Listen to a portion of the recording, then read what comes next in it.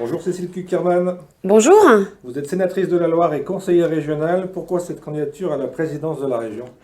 Bien, dans la volonté d'abord de porter une liste de gauche, sincèrement et volontairement ancrée à gauche, qui porte les valeurs de la justice sociale, de l'accès au travail, à l'emploi, qui porte également sur l'enjeu d'agir aujourd'hui et maintenant sur la question de la protection de la planète et de l'environnement, et puis pour avoir une construction politique démocratique qui parte des réalités vécues et qui n'impose pas depuis Lyon les politiques régionales.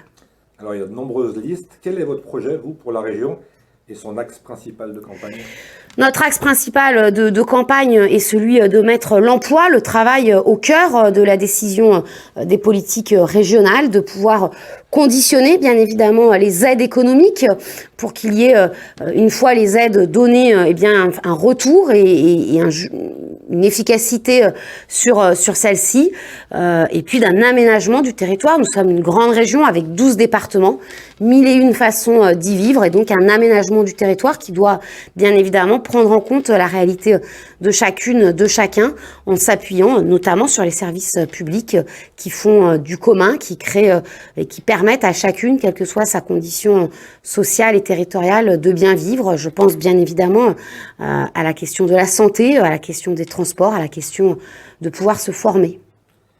Comment ça s'est passé, votre désignation? Il y a eu un vote. Comment ça, on a proposé votre nom? Comme dans toute organisation, je pense de façon assez démocratique. Donc oui, il y a eu bien évidemment une consultation interne en ce qui concerne le Parti communiste, et puis des rencontres avec les autres formations politiques, et effectivement la volonté portée en tout cas par l'ensemble des formations qui constituent cette liste Ensemble pour notre région, que je puisse conduire cette liste. Pourquoi toute la gauche et les écologistes ne peuvent pas se regrouper derrière un projet fédérateur dès le premier tour?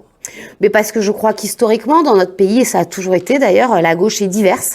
Elle a des valeurs différentes, certains plus axés sur l'écologie, d'autres moins, d'autres plus sur la question sociale. À toutes les élections régionales, d'ailleurs, ici en Auvergne-Rhône-Alpes, il y a eu plusieurs listes à gauche. Nous avons d'ailleurs des élections à 2 tours. Donc finalement, la démocratie est ainsi faite, permettre de pouvoir porter des projets parfois différents, qui permettent en tout cas de s'adresser au plus grand nombre et de pouvoir bien évidemment se rassembler au second tour. Justement, on ne se réfère pas toujours au sondage, mais ça donne quand même une indication. On vous avait donné à 5%, maintenant à 6%. Est-ce que là aussi, comment ça va se passer au deuxième tour? On a déjà des idées pour reformer des listes. On est déjà dans le deuxième tour ou on est non, on est dans un premier tour. Je crois qu'on ne joue pas un deuxième tour avant le premier tour. On a eu un sondage à 7, un sondage à 5, un sondage à 6. Les élections se poursuivent. Vous savez, il y a eu aussi d'autres élections où j'ai été bien en dessous et finalement le résultat terminal. Si, je crois qu'ils donnent des indications. Les sondages, ce sont des réalités à un instant T, tout comme en 2015, la liste que je conduisais était à 2% et elle a fini à 5,3%. Donc, je crois que voilà, ce sont une campagne, ça se fait sur la durée. La question n'est pas de ne pas s'y fier, elle n'est pas d'en rester là. Et effectivement, comme à chaque élection, la question démocratique sera, le soir du premier tour, au vu des résultats de chacun, de créer cette liste de deuxième tour. Là, vous êtes en campagne. Est-ce qu'une question toute simple, suivant les départements que vous traversez, est-ce que les demandes sont les mêmes ou alors il y a des sujets variés? Non, bien évidemment. Et heureusement, on a des réalités de vie entre le nord de l'Allier et le sud de l'Ardèche qui sont différentes, entre l'ouest du Cantal et l'est de la Haute-Savoie, inévitablement. Donc il y a des réalités de vie différentes, il y a des problématiques économiques différentes. Mais il y a en tout cas toujours, je crois, ce point commun qui est par contre que la problématique de la mobilité, la problématique de l'accès aux soins, à la santé, la problématique de se former sont en tout cas des enjeux qui permettent de bien vivre dans le territoire là où l'on habite. Et donc finalement la question n'est pas tant les questions sont-elles ou pas différentes, mais les réponses à construire, parce que l'on ne construit pas bien évidemment des politiques publiques de la même façon au cœur de la ville de Lyon que dans un quartier populaire, que dans un village. Est-ce qu'aujourd'hui le vrai projet c'est d'avoir un vrai projet ou alors c'est d'éliminer Laurent Wauquiez? Je crois d'abord, faire de la politique, ce n'est pas éliminer tel ou tel, c'est porter un projet utile pour les femmes et les hommes de notre région. Et donc, en tout cas, moi, c'est toujours comme ceci que j'ai fait de la politique, que je continuerai d'en faire, en étant justement dans la proximité et en partant et en prenant en compte ces diversités pour pouvoir construire du commun. Aujourd'hui, la grande préoccupation des Français, j'allais dire, et des Rhône-Alpins et des Auvergnats, c'est les questions de sécurité. Est-ce qu'on peut avoir une réponse au niveau de la région sur tout ce qui est problématique sécurité? D'abord, si l'on en est dans les sondages, et donc dans les priorités, la première priorité des Auvergnats et des Rhône-Alpins, c'est la santé. Et donc, c'est pouvoir se soigner. J'avoue que la santé, on en parle beaucoup depuis 2 ans, donc j'allais venir après, mais on va y venir après. J'ai pas le sentiment, vous voyez, que pendant les 5 ans et demi de la mandature actuelle, on ait autant parlé de la santé que l'on ait parlé de la sécurité. Donc, je reviens, je pense que la priorité, c'est celle de la santé. Effectivement, vient ensuite cette question de la sécurité. Force est de constater qu'il ne suffit pas d'en parler, d'ailleurs, pour que cette question-là ne soit plus dans l'actualité. Force est de constater qu'il ne suffit pas de mettre simplement des caméras de vidéosurveillance pour que la délinquance baisse et que les femmes et les hommes, notamment des quartiers populaires, qui sont les premières victimes de l'insécurité, eh bien, vivent mieux dans les quartiers où elles habitent. Donc, il ne suffit pas d'agiter ce chiffon-là uniquement pendant les campagnes électorales, il s'agit d'agir au quotidien. Et en matière de sécurité, il y a de toutes les façons une réalité, c'est que c'est une compétence de l'État et c'est la présence de l'État à travers les services publics, à travers bien évidemment la présence de la police qui fait que l'on agit très concrètement en matière de sécurité. Donc il faut prendre cette question à bras-le-corps et il faut être aussi efficace dans ce domaine-là que l'on est en communication. Donc oui, il faut dès demain, et en tout cas si je suis élue dès l'élection à la présidence, prendre un rendez-vous avec le ministre de l'Intérieur et exiger tous les postes manquants dans les commissariats de notre région. Mais il faut aussi remettre de la présence humaine parce que la sécurité, elle se corrige aussi en ayant des services publics avec des femmes et des hommes, en ayant une présence humaine dans les trains, en ayant une présence humaine dans les lycées, en ayant bien évidemment dans les quartiers, dans nos villages, des associations qui agissent au quotidien, qui agissent en amont, qui permettent de désamorcer la violence et puis une prise en compte des victimes à tous les niveaux, et cela se fait effectivement par une présence humaine. Alors on va revenir à la santé qui est un gros dossier. La première question toute simple là aussi, c'est est-ce que vous auriez fait mieux que la région actuelle pour tout ce qui est du Covid? Écoutez, je crois qu'on n'est pas encore sorti de cette crise de Covid et que donc l'heure n'est pas à tirer les enseignements, mais à continuer d'agir et à éviter en tout cas toute polémique politicienne sur ce sujet-là. Une chose est sûre, c'est qu'avant le début de la crise sanitaire, la question des déserts médicaux dans notre région se posait et que pour ma part, depuis le début du mandat qui maintenant s'achève, je n'ai eu de cesse d'interpeller sur cette question-là. La présence, bien évidemment, de nos hôpitaux dans leur diversité dans tous nos territoires, mais aussi la présence de médecins généralistes, de spécialités dans l'ensemble des territoires, puisqu'aujourd'hui, le constat que l'on fait, c'est que année après année, j'aurais envie de dire, le désert avance en matière médicale avec des vraies problématiques. Et donc, nous avons besoin de travailler avec les communes, avec les intercommunalités, avec les départements, y compris pour structurer l'offre médicale. Cela passe par des centres de santé qui pourront demain et qui doivent demain pouvoir embaucher des médecins dans la diversité des spécialités pour réellement répondre à ce problème. Parce que moi, je ne me résous pas, et la crise du Covid l'a démontré. C'est-à-dire qu'aujourd'hui, dans un département comme la Loire, mais c'est vrai malheureusement dans tous les départements, le nombre de personnes qui n'ont plus accès à un médecin référent et qui donc sont exclues de ce que l'on appelle le parcours de soins, donc l'accès à d'autres spécialités, eh bien ce nombre-là, il augmente par milliers. Donc il y a besoin de travailler cette question. Et donc s'attaquer à la problématique de la santé n'est pas simplement apporter une réponse d'urgence indispensable en situation de Covid. C'est un travail de longue haleine, c'est une exigence à l'échelle de la région, c'est une exigence aussi de la part de la région dans le rapport de force à avoir avec notamment l'Agence régionale de santé, avec le ministère de la Santé, je le disais, sur la présence hospitalière, pour assurer réellement à chacune et à chacun cet accès aux soins indispensable parce que c'est celui qui permet de vivre. Comment on fait pour recruter des médecins ? Bien, d'abord, il y a plusieurs leviers. Le premier levier qui est là dans la discussion, bien évidemment, avec les différents ministères qui est de lever réellement ce numerus clausus, mais on reporte de toutes les façons sur la formation des médecins à plusieurs années. Il est aussi d'accompagner la formation en médecine. Je pense qu'aujourd'hui, les différentes études montrent, les études de médecine sont de moins en moins ouvertes au plus grand nombre. Ouvrir les études de médecine au plus grand nombre, cela a un coût pour beaucoup de familles populaires. Permettre à son enfant de, bien évidemment, s'inscrire dans des études qui vont durer de nombreuses années, qui vont nécessiter de devoir se loger dans les villes universitaires. Donc moi, je suis pour que l'on ait des bourses régionales qui permettent d'aider les étudiants en médecine sur critères sociaux, et qu'en échange, on ait bien évidemment un pacte qui engage ce jeune à se réinstaller demain dans les zones les moins en tout cas couvertes en matière de professionnels de santé. Et puis d'ores et déjà aujourd'hui, je le disais, la région peut agir et doit agir encore plus qu'elle ne le fait en accompagnant les projets de centres de santé, en finançant l'installation de ceux-ci et puis en travaillant avec l'ensemble des 12 départements pour pouvoir faire revenir des médecins, des jeunes étudiants et en partenariat avec les départements et les intercommunalités, parce que je crois que c'est en tout cas dans la proximité que cela réussira, en permettant d'embaucher des médecins pour pouvoir justement pallier et répondre à ce manque. Vous savez, il y a aujourd'hui beaucoup de jeunes étudiants qui finissent leurs études, qui n'ont pas envie forcément de s'installer en médecine libérale, je n'oppose pas l'une et l'autre, et qui donc finalement sont demandeurs de tels contrats salariés pour d'ailleurs voilà, les soulager sur toute ce qu'on appelle la paperasse et les rendre du coup beaucoup plus disponibles et efficaces à destination des patients. Donc, si j'ai bien compris, la santé, le monde hospitalier, le monde médical, tout ce qui vraiment contribue au bien-être des habitants de cette région, c'est un des gros chantiers de votre prochain mandat. Oui, c'est un des gros chantiers parce que d'abord, sans santé, on ne vit pas.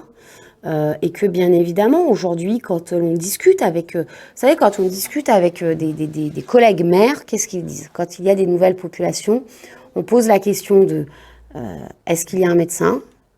Où se trouve la gare? Est-ce qu'il y a la fibre pour pouvoir travailler, pour pouvoir vivre? Et ça revient. Je crois que la période du confinement l'a montré. On parle beaucoup du télétravail. Sans fibre, il n'y aura pas de télétravail de qualité. Quand on s'installe et qu'on a envie d'avoir des enfants, on sait qu'il y a aussi tout un certain nombre de loisirs et d'activités, même si la question n'est pas de faire que nos jeunes soient systématiquement devant les écrans, mais cette question se pose. Et puis, il y a bien évidemment la question que j'évoquais initialement, qui est celle de l'accès à l'emploi, de l'accès au travail, mais pour pouvoir créer, par exemple, son activité, eh ben, de plus en plus, on a besoin de cet accès au numérique pour pouvoir bénéficier d'un accord de télétravail avec son employeur. Encore faut-il que l'on soit dans cette situation. Donc, je crois que ce sont toutes ces questions-là, et bien évidemment, mais ça, je l'ai déjà dit, celle du développement économique, d'un développement économique qui ne se concentre pas seulement dans les métropoles, d'un développement économique qui est présent dans tous nos territoires. Et il y a de plus en plus d'expériences qui font cette démonstration que l'on peut aujourd'hui relocaliser l'emploi pour le mettre plus en proximité de là où les femmes et les hommes habitent, et puis faire revenir bien évidemment aussi et recréer des industries qui assurent et qui garantissent la souveraineté économique et la richesse dans notre pays. Vous avez parlé de numérique, ça veut dire qu'aussi la région est là pour financer du matériel. J'imagine que quand une famille est en télétravail, il n'y a pas 4 ordinateurs souvent pour toute la famille pour faire l'école et puis pour travailler. Alors je sais qu'en période électorale, il est toujours aisé de tout promettre et de dire que l'on peut tout faire. Je crois que le rôle de la région n'est pas là. Par contre, le rôle de la région, bien évidemment, a été d'accompagner sur le développement de la fibre. Le rôle de la région est aussi de travailler sur les usages. Vous savez, pour l'accès au numérique, il se fait en 3 temps. On a besoin d'avoir du débit, on a besoin d'avoir les équipements, mais on peut avoir un équipement, le débit, encore faut-il être dans ces usages-là. Donc je pense qu'on a besoin notamment, donc c'est pour ça qu'on a besoin, dans le cadre de la formation professionnelle, de plus et de mieux former les demandeurs d'emploi, les salariés aujourd'hui, les chefs d'entreprise, aux usages du numérique pour rendre réellement efficace et que l'on ait réellement des gains dans ce champ-là. Et puis on a tout l'enjeu des lycéens, qui est là ce que l'on appelle le public région, tout l'enjeu des lycéens, où là on doit réfléchir effectivement à pouvoir fournir un équipement, et cela se construit avec la communauté éducative, avec les parents d'élèves. Moi, je n'ai pas de préférence entre un ordinateur, une tablette, mais en tout cas qu'ils aient des équipements pour que, effectivement, le travail du lycéen ne mette pas en cause le travail d'un petit frère ou d'une petite sœur, d'un grand frère ou d'une grande sœur à l'université, tout simplement de ses parents dans leur emploi. Donc oui, bien évidemment, la diversification du matériel est un enjeu. Je suis pour qu'on le travaille, pour notre part, à l'échelle des lycées, parce que c'est cela une des grandes compétences de la région. Gros sujet aussi dans la région, c'est le transport. Qu'est-ce que la région et ses compétences peut faire, notamment au niveau des trains, notamment au niveau des accès sur Saint-Étienne-Lyon? Quel est là aussi le projet de votre liste? Notre projet, c'est de remettre plus de trains dans notre région. Remettre plus de trains dans notre région, ça veut dire bien évidemment avoir un souci sur les lignes qui aujourd'hui, alors pour certaines, voient du train passer mais ne s'y arrêtent pas.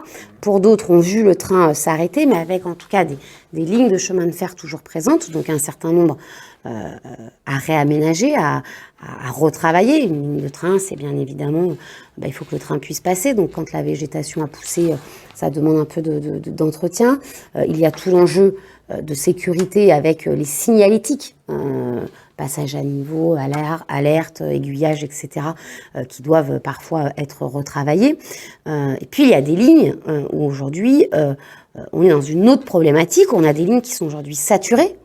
Et donc pour remettre plus de trains, ça veut dire bien évidemment désengorger les grandes gares. Je pense notamment à la gare de la Part-Dieu. Et vous savez, ça fait maintenant un peu plus de 15 ans que je suis conseillère régionale. Il y a déjà 15 ans, on parlait de la saturation de l'étoile ferroviaire lyonnaise, donc il faut arrêter d'en parler et il faut agir. Parce que c'est aussi par cette façon-là que l'on mettra plus de trains, par exemple, entre Lyon et Saint-Étienne. Est-ce que l'objectif d'ailleurs, et ça a commencé à être réfléchi, tous les trains ne sont pas obligés d'aller jusqu'en gare de Lyon-Perrache. On pourrait y compris avoir des trains qui s'arrêtent sur Oulin, avec maintenant, parce qu'il y a eu depuis des développements du métro, notamment sur la ville de Lyon, qui permet de soulager les entrées dans les plus grandes gares lyonnaises. D'abord parce que tous ceux qui utilisent aujourd'hui le train entre Saint-Étienne et Lyon ne vont pas forcément au cœur de Lyon. Il y a également, pour cette liaison-là, là aussi, on pourrait penser même que c'est une arlésienne, la problématique du chemin de Ternay, mais en tout cas de pouvoir permettre à un certain nombre de TER de ne pas rentrer en Lyon, dans Lyon, de contourner Lyon pour pouvoir permettre aux voyageurs, en contournant Lyon, d'arriver sur l'Est lyonnais, qui est aussi aujourd'hui une grande zone d'emploi, et y compris pour un certain nombre de personnes qui utilisent à des fins de voyage, pouvoir rejoindre ainsi Saint-Exupéry sans avoir. Donc, on a des possibilités peu coûteuses, y compris sur les lignes saturées, d'offrir une diversité de l'offre ferroviaire et de répondre. Ça veut dire quoi? Ça veut dire d'abord que l'offre de transport, je le disais au tout début, les politiques publiques, elles ne peuvent pas se construire. Donc l'offre de transport, elle doit se construire à partir du besoin des usagers qui l'utilisent aujourd'hui, mais des usagers qui, faute d'une offre de transport de qualité, ne l'utilisent pas aujourd'hui. Ça veut dire poser la question des horaires, ça veut dire poser la question des tracés, ça veut dire... Donc c'est pour ça que nous proposons le retour de véritables comités de ligne qui associent tous ces usagers.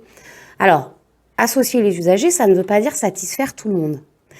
Et je veux le dire parce que voilà, je ne suis pas là pour promettre ce qui ne l'est pas possible. Je le dis souvent, je ne suis pas la liste des promesses, mais des engagements. Par contre, le rôle du conseil régional, c'est justement de prendre l'engagement que demain, nous allons travailler avec les élus locaux, avec les citoyennes et les citoyens, avec la SNCF, bien évidemment, avec les services de la région, pour mieux définir ces offres de transport et les rendre plus efficaces pour le plus grand nombre. C'est ça qui est important. Et quand je dis travailler avec les élus locaux, c'est parce que nous avons aussi besoin de travailler avec les intercommunalités dans la complémentarité de l'offre de transport. Tout le monde n'habite pas devant une gare et tout le monde ne travaille pas devant une gare. Donc il y a toute la question de comment je vais à la gare et comment je vais ensuite sur mon lieu de transport. Comment je vais à la gare? Est-ce qu'il y a du covoiturage? Est-ce qu'il y a des bus? Est-ce qu'il y a des parkings? Est-ce qu'il y a des voies douces qui permettent soit par à pied pour certains, soit en vélo, soit maintenant en trottinette et demain certainement par d'autres mobilités possibles, me rend à la gare. Quand j'arrive à la gare, qu'est-ce que je fais? On parle c'est la fameuse rupture de charge de mobilité. Quand j'arrive à la gare, est-ce que je peux effectivement me garer? Est-ce que je peux laisser mon vélo? Est-ce que je peux prendre le train avec mon vélo? Parce que les autres problématiques vont se poser en arrivant à la gare suivante. Aujourd'hui, la loi impose qu'il y ait un minimum de 6 places de vélo par rame de train. Bon, force est de constater qu'aujourd'hui, sur beaucoup de lignes de notre région, les rames qui circulent ne permettent pas déjà de satisfaire cela. Et qu'à certains horaires, il en faudrait beaucoup plus. Donc voilà. Et donc ça doit pouvoir se travailler, se construire. Ça veut dire prendre un peu de temps, prendre 1 an s'il le faut. Mais mieux vaut prendre 1 an pour construire une offre de transport de qualité plutôt que d'avancer dans tous les sens et au final, au bout de 6 ans, faire le constat que l'offre de transport n'est pas à la hauteur. On parle beaucoup de délocalisation, enfin on en parle un peu moins maintenant avec la pandémie. Est-ce que dans la réponse au transport, il n'y aurait pas aussi de délocaliser un peu les choses de Lyon et puis de les répartir un peu sur tout le territoire?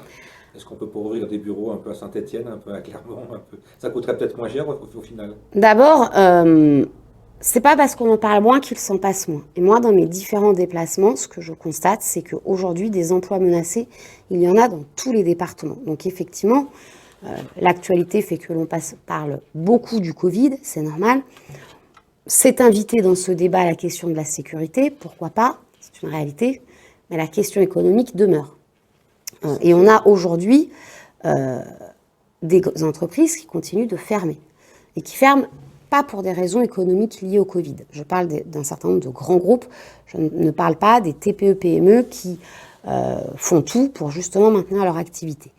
Et c'est effectivement essentiel, parce que pour pouvoir bien vivre, on le disait tout à l'heure, il y a besoin d'être en bonne santé, mais il y a besoin de travailler, parce que c'est quand même ce qui permet de remplir le frigo, et ce qui permet de payer les factures, c'est ce qui permet d'élever ses gamins, c'est ce qui permet d'avoir des activités, bref, c'est indispensable de pouvoir travailler, c'est aussi ce qui permet de se sociabiliser, c'est donc très important. Oui, il y a besoin de repenser, et la question des transports, la question de la formation, fait aussi partie des prises en compte quand on installe son activité économique. Moi, ma problématique, elle n'est pas simplement de déplacer des entreprises de Lyon à Saint-Étienne ou à Clermont-Ferrand. D'abord, il y a des entreprises à créer aujourd'hui. Donc, n'opposons pas les territoires entre eux et permettons de les créer. Mais mon projet, ce n'est pas demain de tout reconcentrer uniquement sur les 4 grandes métropoles que sont Clermont-Ferrand, Saint-Étienne, Lyon et Grenoble. D'abord parce que les habitants de notre région ne se concentrent pas seulement dans ces métropoles-là. Donc là, l'enjeu est aussi, parce qu'on a su le faire d'ailleurs par le passé, on a eu une industrie très riche dans l'ensemble des vallées du Massif central et des vallées alpines. On a aujourd'hui des activités économiques d'un certain nombre, y compris d'activités du numérique, qui se développent dans des zones, dans des zones rurales, dans des communes rurales. On a également l'activité économique qui est liée au tourisme et qui, elle, doit pouvoir se développer, bien évidemment, dans les territoires qui ne sont pas seulement les territoires métropolitains. On a également des petites, vous savez, des PME. Dans la Loire, j'y étais il y a quelques jours. On en a beaucoup parlé d'ailleurs dans la situation, au tout début de la pandémie. Les Tissus de Charlieu, qui est une entreprise textile sur la commune de Charlieu, qui a un souci social, environnemental sur la question de la production du textile, du rapport aussi face à une industrie qui s'est beaucoup mondialisée, avec les incidences sociales et environnementales que ça a d'ailleurs dans certains pays, donc d'une volonté de produire et de localiser la production du textile ici dans le département de la Loire. Donc tout ne se résume pas aux grandes villes, et justement cela permet un véritable aménagement du territoire. Mais par contre, pour pouvoir trouver des salariés qui répondent à ce besoin d'une relocalisation dans l'ensemble du territoire de la région, il y a aussi besoin d'une formation en proximité. Il y a aussi besoin, effectivement, de mobilité et donc de transport de qualité, parce que on ne va peut-être pas tous travailler au même endroit, parce que demain, un de ses enfants ira se former à l'université à Lyon, parce que demain, l'on aura besoin d'en avoir un accès à la santé. Donc, pour que les gens continuent de vivre dans ce territoire, il y a besoin, bien évidemment, du travail, de l'activité économique et de ces différents services publics que l'on a évoqués, non pas pour pouvoir vivre en vase clos, mais pour pouvoir bien vivre au quotidien sur son territoire, et ainsi libérer du temps pour vivre, libérer du temps pour les pratiques sportives, pour les pratiques culturelles, et pour aller, par exemple, pouvoir effectivement voir un opéra à Lyon. Mais ça demande du temps, et donc il ne faut pas avoir un temps qui soit imposé tout le reste de la semaine, avec 1h30 de transport le matin, 1h30 de transport le soir, pour aller sur son lieu de travail. Pour terminer, je reviens à la politique, une question qu'on m'a posée et que je reprends. Pourquoi le PC de l'Allier a décidé de soutenir la candidate socialiste au lieu de vous soutenir vous? Ouais, écoutez, je crois que c'est un non-événement maintenant dépassé. Vous leur demanderez si vous le souhaitez. Oui, il faudra que je les rencontre alors. Dernière question. Je tiens ceci à préciser que ce sont certains, et que ma liste est conduite par une communiste dans le département de l'Allier, donc je ne suis pas là pour répondre aux polémiques politiciennes. Dernière question pour terminer. Comment on fait revivre les services publics, tous les services publics, notamment dans les quartiers où il y en a le plus besoin? Mais les services publics, ils sont divers. Donc il y a bien évidemment les grands services publics de l'État, et ça c'est le rôle d'une région de se mobiliser et d'exiger de la part de l'État celui-ci. Mais vous savez, quand il y a eu de fortes mobilisations pendant ce mandat, et quand mon groupe, nous avons fait remonter, y compris parce que les organisations syndicales, les usagers interpellés sur la fermeture des gares, le président de la région a mené le bras de fer avec la SNCF et a imposé un moratoire sur la fermeture des gares. Donc, bien évidemment, la question n'est pas de gérer demain les hôpitaux, les commissariats, etc. Mais la région Auvergne-Rhône-Alpes, deuxième région de France, première région industrielle, avec un poids politique qui est la sienne, je le disais, quand elle décide de se battre, y compris face au gouvernement, elle peut obtenir, et elle obtient des satisfactions. Donc je le redis, en matière de sécurité, qui est un des grands services publics de l'État, on prend rendez-vous quand on veut avec Laurent Wauquiez, on va voir Gérald Darmanin, et on n'en part que quand on a les postes manquants dans nos commissariats. Ça, c'est impératif. Ça, on ne va pas faire croire que c'est la région qui va remplacer l'État dans ses grandes missions, qui sont celles de la santé et de la sécurité, qui sont indispensables. Deuxièmement, les services publics, ce sont aussi les services publics portés par la région. Les lycées, les trains, nous en avons beaucoup parlé.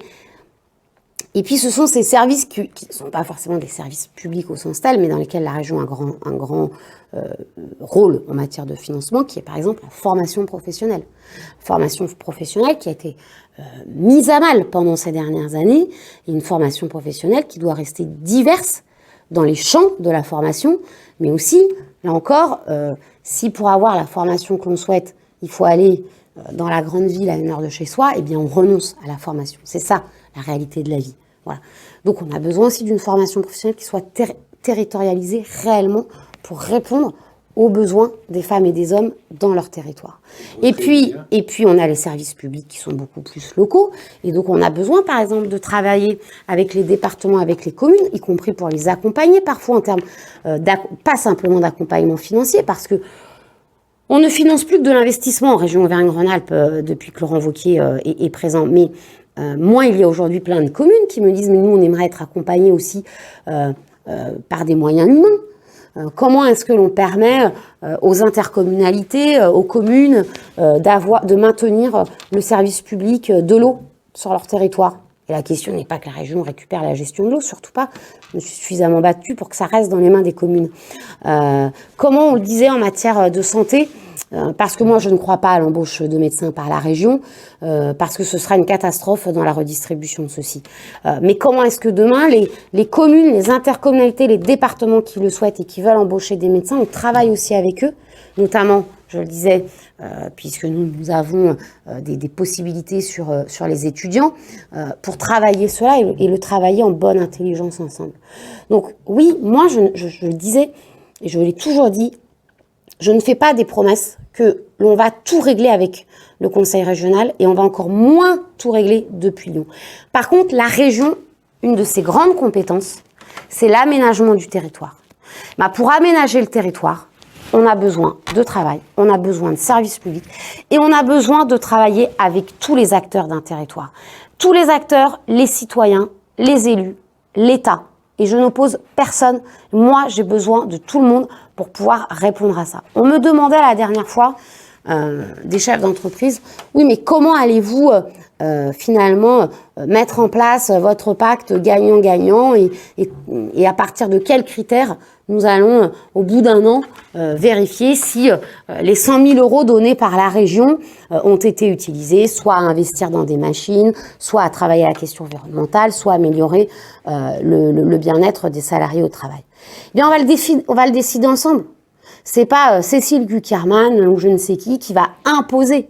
Et on va le construire, bien évidemment, avec les organisations patronales, avec les organisations syndicales, mais aussi avec des panels de chefs d'entreprise et de salariés qui, eux, connaissent le mieux la réalité économique du territoire. Parce que, je le disais dans les 3 grands chantiers, l'enjeu démocratique, l'enjeu de redonner, y compris toute sa force à la politique, c'est celui-ci.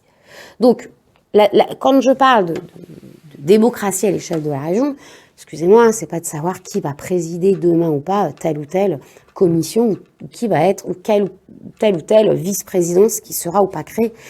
La démocratie, c'est d'abord et avant tout avec les Auvergnats et les Rhône-Alpins qu'elle se fait. Et en tout cas, c'est l'exigence d'un mandat pendant 6 ans. Mais comme je l'ai toujours été, élu d'opposition une majorité, qui demeure en tout cas dans la proximité de celles et de ceux qui ont besoin des politiques publiques. Pour terminer, dernière question, encore une fois de politique. Au second tour, vous allez donc sans doute vous unir avec le PS, avec peut-être les écologistes, je ne sais pas comment ça va se passer. Est-ce qu'il y a aussi une chance qu'il y ait peut-être une fusion avec En Marche ? Ouais, d'abord, moi je ne sais pas dans quel sens se fera la fusion, tout dépendra voilà, donc je crois que j'ai envie de dire pas plus, pas moins avec Europe Écologie Les Verts qu'avec le Parti Socialiste. Il est de toute façon hors de question qu'il y ait une fusion avec La République En Marche, qui n'est pas aujourd'hui une formation politique de gauche. Ils ne s'en réclament pas. Donc je ne leur fais pas offense en leur disant cela. Et personnellement, pour ma part, mais c'est vrai pour les 229 autres colistiers de ma liste, moi j'ai, vous savez, une certaine droiture en politique. Alors beaucoup changent d'avis, c'est peut-être dans l'air du temps. Je crois qu'un peu de constance et de sincérité, ça fait aussi du bien. Et bien évidemment, depuis 2017, je ne fais pas partie de ceux qui défendent la politique de La République En Marche, et donc je ne ferai pas de liste avec La République En Marche. Parce que je le redis, bien évidemment, mon objectif est d'être présidente de région. Mon objectif est de faire gagner la gauche dans notre région. C'est comme cela que l'on s'opposera et que l'on battra Laurent Wauquiez. La priorité n'est pas de battre Laurent Wauquiez. La priorité est de faire gagner la gauche. Et donc, faire gagner la gauche, ça ne veut pas dire s'allier avec tout le monde. Parce que la sincérité, faire revenir les gens au vote, faire redonner, retisser ce lien entre les élus et nos concitoyennes et nos concitoyens, c'est un travail de longue haleine qui ne va pas se régler le 20 et 27 juin prochain. Nous en sommes d'accord, mais en tout cas qui se construit à chaque élection sans justement donner le sentiment que ce que l'on dit le temps d'une campagne est oublié le soir du premier tour. Avec tout ce qu'on a raconté pendant ces 6 années, finalement, est-ce que le rôle d'une conseillère régionale d'opposition, ça a une utilité ? Ou alors on est là juste pour regarder, je l'ai dit souvent, mais puis c'est de l'humour et puis c'est dans le sujet, mais est-ce qu'on est juste là pour regarder les trains qui passent ? Ça a une très grande utilité. Il n'y aurait pas eu la gratuité des manuels scolaires en Auvergne-Rhône-Alpes si nous n'avions pas fortement porté, d'abord pendant la campagne des élections 2015 pour ma liste, cette exigence, si nous n'étions pas revenus au début du mandat de Laurent Wauquiez. Il n'y aurait pas eu le moratoire sur la fermeture des gares dans notre région si mon groupe n'y étions pas revenus. Il n'y aurait pas eu un certain nombre de vœux et d'évolutions qui ont été prises, je pense, alors sur la partie de Clermont-Ferrand, avec le devenir des entrepôts qui entretiennent notamment les trains métro de l'Île-de-France qui viennent se faire réparer aujourd'hui sur Clermont-Ferrand. Il n'y aurait pas eu des vœux et des interpellations pour notamment trouver des solutions auprès de l'entreprise Aubert et Duval qui a un site à Firminy et 2 sites dans le Puy-de-Dôme. Il n'y aurait pas eu plus récemment une prise de position du Conseil régional Auvergne-Rhône-Alpes contre le projet Hercule qui vise à casser le service public de l'énergie. Alors je ne vais pas tout énumérer, j'inviterai chacune et chacun à reprendre le bilan de ce mandat, mais bien sûr que ça a une utilité parce que, vous voyez, on ne gagne pas toujours, bien évidemment, c'est la démocratie et heureusement que le fait majoritaire, mais d'abord le fait majoritaire pour exister a besoin du fait minoritaire et inversement. Mais je crois que comment le dire, la réalité vécue par des femmes et des hommes de notre région, si des élus en tout cas, comme ceux de mon groupe, n'avaient pas été présents pendant les 6 ans, nous n'en aurions pas parlé. Alors les choix qui sont faits ensuite ne sont peut-être pas ceux que nous aurions voulu. Mais une chose est sûre, c'est que la vie de ces femmes et ces hommes n'est pas oubliée et l'on en parle et elle est prise en compte. Eh bien, vous savez, si c'est simplement ça mon utilité, j'en suis extrêmement fière et en tout cas pour moi, c'est une très grande utilité qui me permet de me lever chaque matin et d'agir en politique. Toute dernière question subsidiaire, comment on fait pour éviter qu'il y ait trop d'abstention? On va chercher les électeurs, on leur dit que c'est vraiment utile, on leur dit que la pêche, ça sera une autre fois. Oui, d'abord, on mobilise les électeurs, on fait savoir qu'il y a la possibilité, y compris du vote par procuration. Hein, donc, moi, j'invite vraiment chacune et chacun à se mobiliser.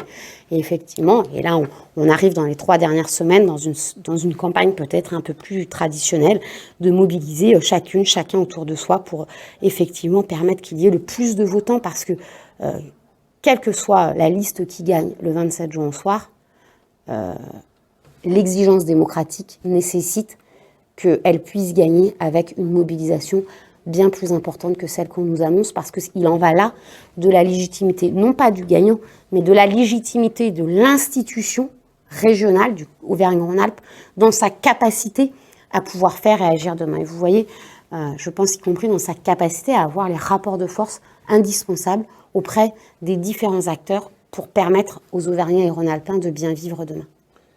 Kuckerman, merci beaucoup. Merci. Merci de nous avoir reçus. Et puis je vous dis, comme à tous les candidats, bonne chance. Merci bien. Faites le meilleur score possible. Et puis j'espère vous retrouver dans les 6 prochaines années. Merci beaucoup. Bonne journée. Merci.